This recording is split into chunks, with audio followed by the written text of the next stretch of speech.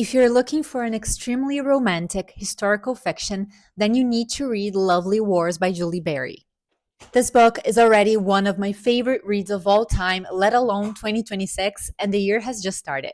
Lovely War is the retale of what happened in World War I from the perspective of the Greek gods.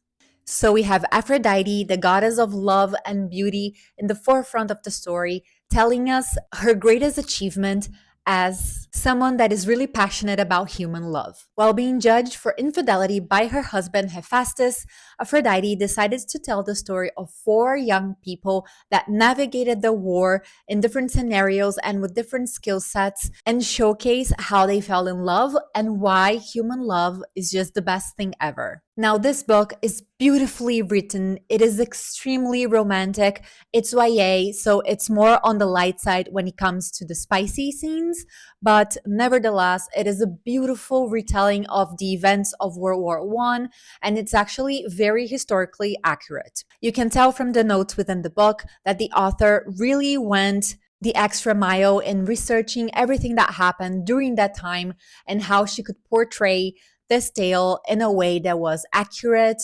sensitive, and extremely honorable for all of those involved. The thing that I enjoyed the most about this book is how she really combines factual events, factual names, and formations within the British and US Army, and specific events within the war with her fictional characters, and how she uses that scenario to really recreate a very broad idea and vision of how it was living through one of the most horrible times in all of human history. Now, another thing that really caught my attention is how sensible she was in creating these narratives that mix very important subjects for everything that you can think of when it comes to war. So she talks about human rights, she talks about racism, mental health, the impacts of the war and the soldiers and cities and families, how Black people were treated during the war,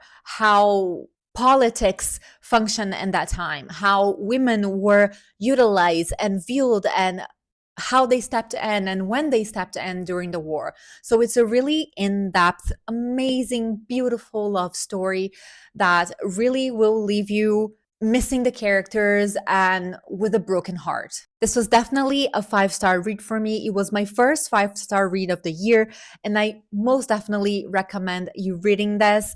Take your time, read it at a slow pace, make sure to really enjoy it because this is a beautiful story that deserves to be thoroughly enjoyed.